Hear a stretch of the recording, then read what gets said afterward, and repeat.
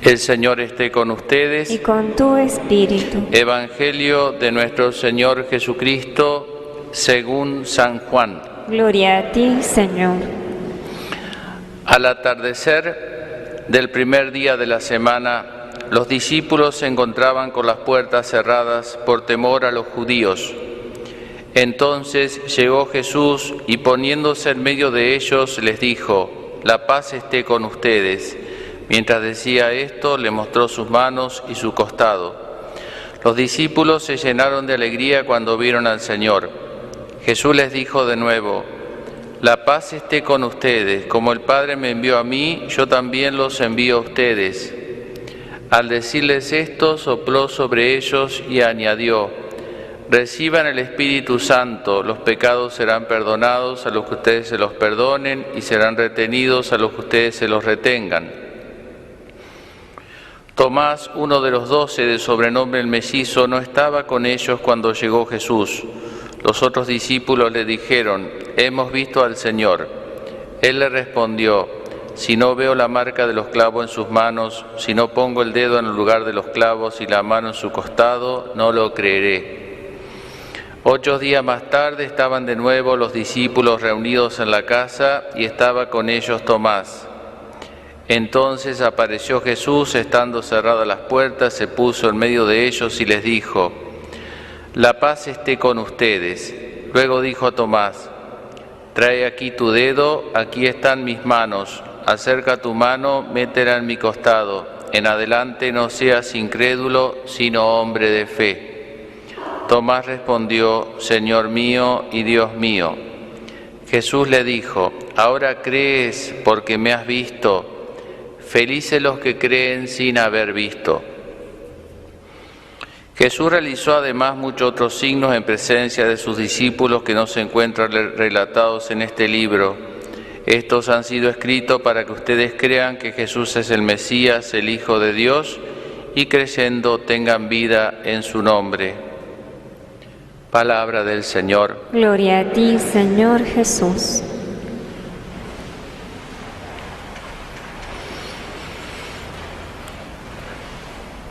Como decía la guía al comienzo de la misa, celebramos en este día la fiesta de la Divina Misericordia. Todos los misterios centrales de la fe están concentrados en el misterio pascual, lo que vivíamos el fin de semana, la Semana Santa, el Tríduo Pascual, el jueves, el viernes y el sábado, bueno, el domingo de Pascua, ¿no? Pero luego la Iglesia hace como un eco, porque en ese contexto está la pasión del Señor, para tomar algunas verdades y festejarlas de un modo separado. Así se festeja, por ejemplo, el Corpus Christi, porque el día propio del Corpus Christi sería el Jueves Santo, pero el contexto no permite darle toda la solemnidad a la celebración, entonces se hace el Corpus Christi aparte. Lo mismo el Día de la Misericordia es el Viernes Santo, cuando Jesús muere por nuestros pecados. Pero como ese día está en otro contexto, por decir así, más histórico, esa verdad se festeja este fin de semana, ¿no? Otro capítulo, ¿no? Pero las fiestas nuestras no son deducciones abstractas de verdades, sino parten de hechos históricos. En hechos históricos, de ahí se abstrae una fiesta, una idea o nuestra fe. De hechos históricos provocados por Dios, por supuesto. Bueno, pero hoy entonces festejamos la fiesta de la Divina Misericordia.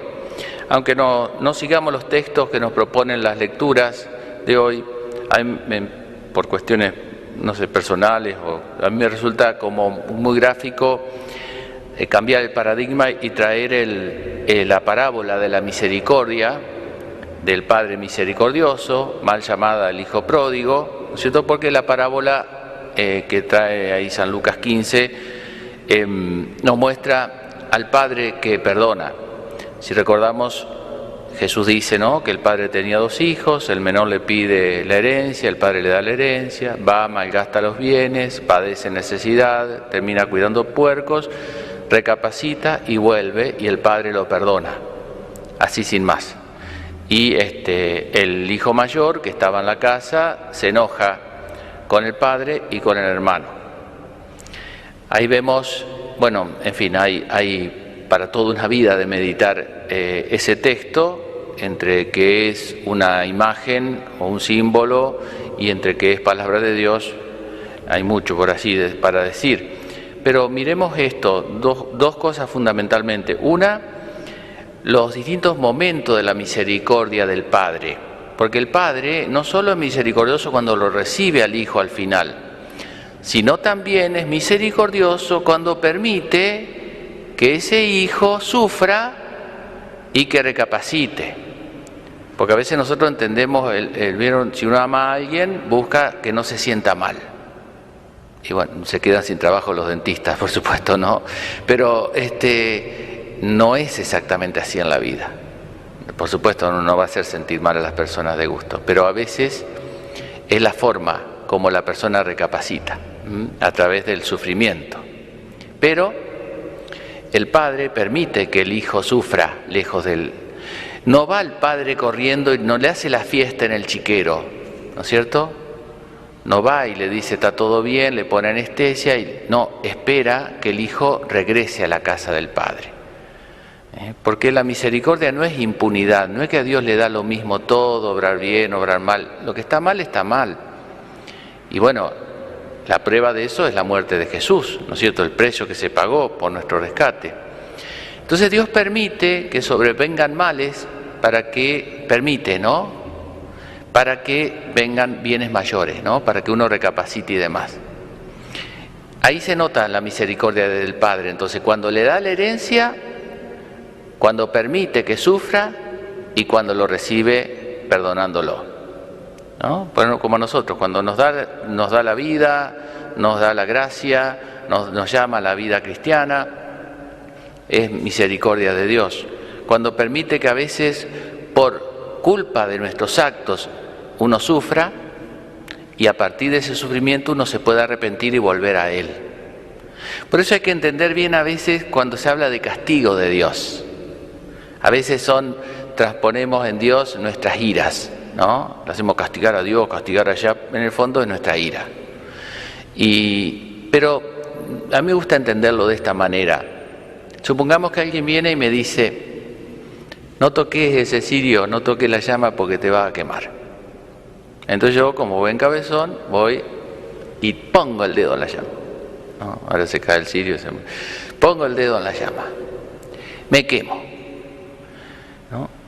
¿Cuál es el castigo? ¿Este dolor del dedo es castigo de la persona que me dijo eso? No.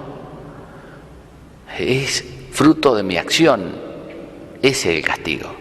Después puede ser que la persona refuerce y, nene, eso no se hace, y me mete una cachetada, ¿ven? Como los chicos le pegan, no se toca, nene.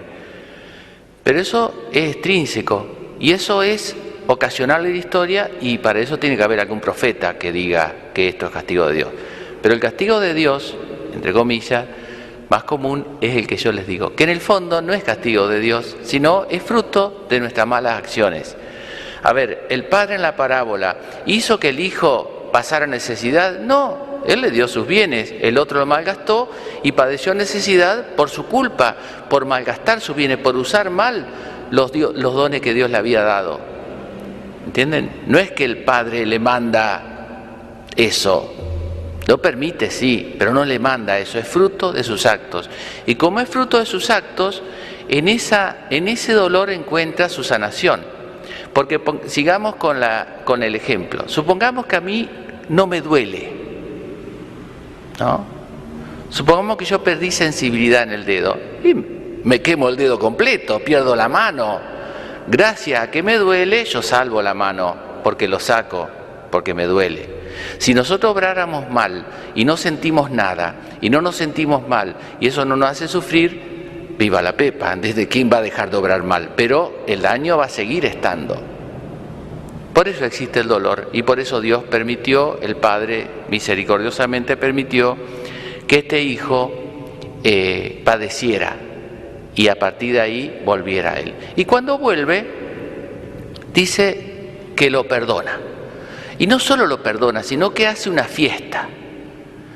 Y acá tenemos que entender, porque a uno le parece muy redondito, pero a ver, apliquémoslo después en nuestra vida, a ver si somos capaces de hacer algo así, Yo no levanto la mano, a veces la levanto, pero más bien porque lo normal, porque hay una injusticia ahí. Ustedes saben que lo novedoso del cristianismo es el perdón, el concepto de perdón, que el judaísmo no tenía.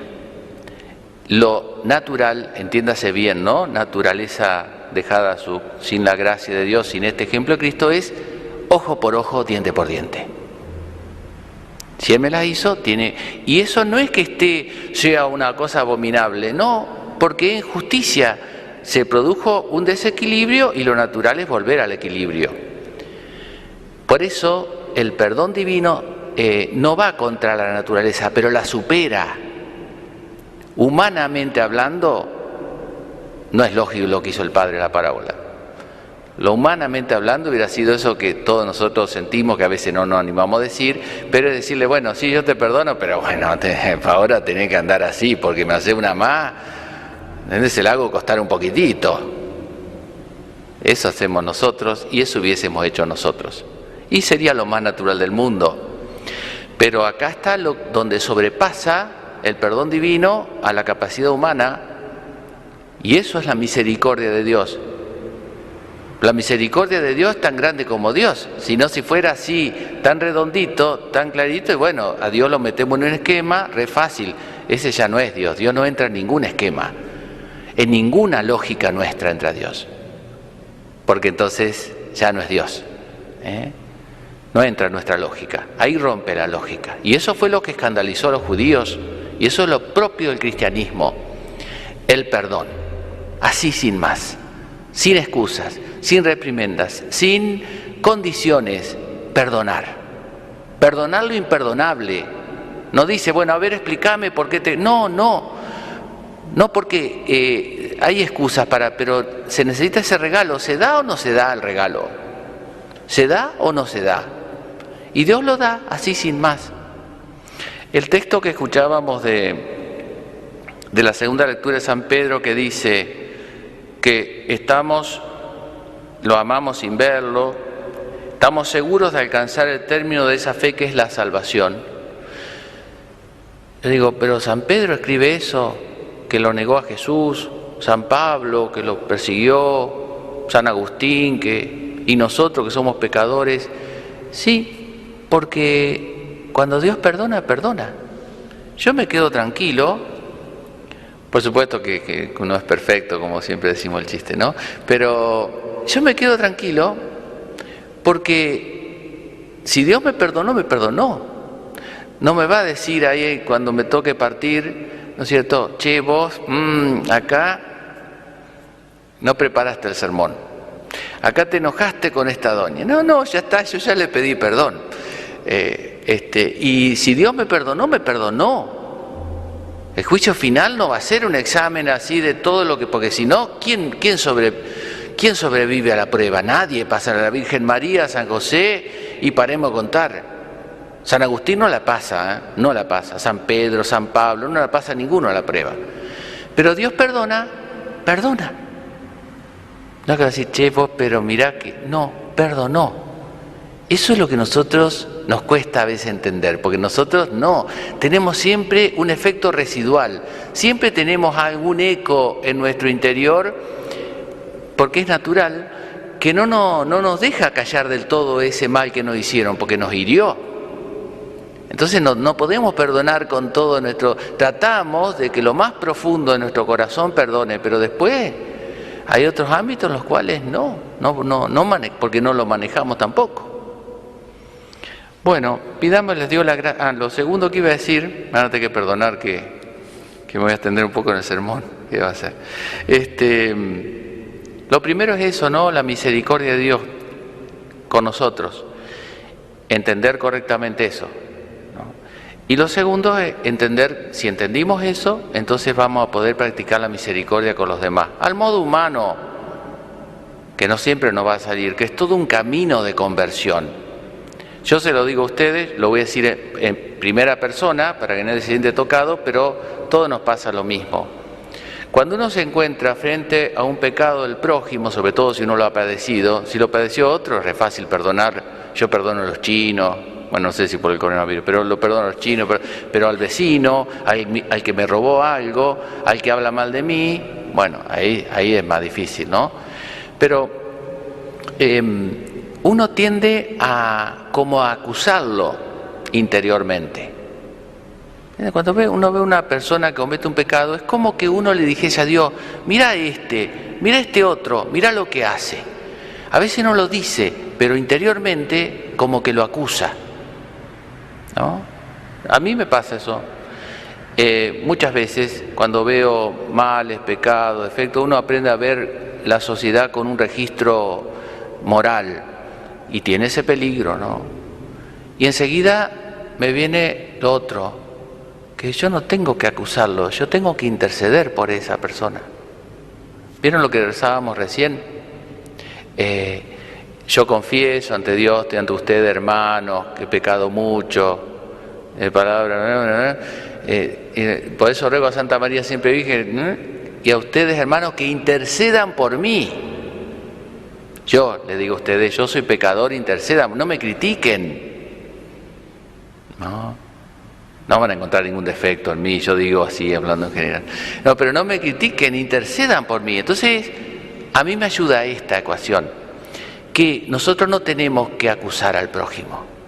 Tampoco lo tenemos que excusar, porque si alguien hace algo que está mal, tampoco decir, no hizo nada, porque el padre de la parábola no es que le dice al hijo mayor, no, tu hermano sí, unas picardías se mandó. No, tu hermano estaba muerto y ha vuelto a la vida. El padre no era ingenuo, no era un padre bonachón, manga ancha, con pinche de sus hijos, que no le corrige nada, no le pone ninguna regla, no porque no lo ama ese padre, porque si lo ama le tiene que poner regla, porque el amor es así, sabe poner límite. Es muy consciente del mal que hizo el hijo, pero el amor es más grande hacia el hijo. El amor para sanarlo es más grande. Entonces, ni acusar, ni excusar, interceder. El que acusa ya saben cómo se llama. La palabra etimológicamente es diablo. Diablo es el que opone, el que acusa. La palabra contraria es paráclito, abogado, el que defiende. El paráclito, el abogado, el que defiende. Y el diablo es el que acusa. Interesante, ¿no? Muy interesante. Bueno, nosotros estamos llamados no a ser diablos de nuestros prójimos, sino a interceder por nuestro prójimo. Y le digo más, uno piensa a veces que la conversión consiste, siguiendo con la imagen de la parábola, en ser el hijo menor que regresa a la casa del padre. Y sí, es verdad que es eso, que tenemos que ser ese hijo que vuelve a la casa del padre, o ese hijo que nunca se fue del todo, no ha cometido grandes faltas, pero es agradecido de la misericordia que el padre le ha tenido. Pero yo creo que estamos llamados a una conversión más grande todavía. Estamos llamados a ser el padre de la parábola. ¿Entienden? No el hijo que vuelve solamente, sino estamos llamados a ser el padre misericordioso para con los demás. Bueno, que la Virgen, que ella es la Reina y Madre de Misericordia, nos concede esa gracia.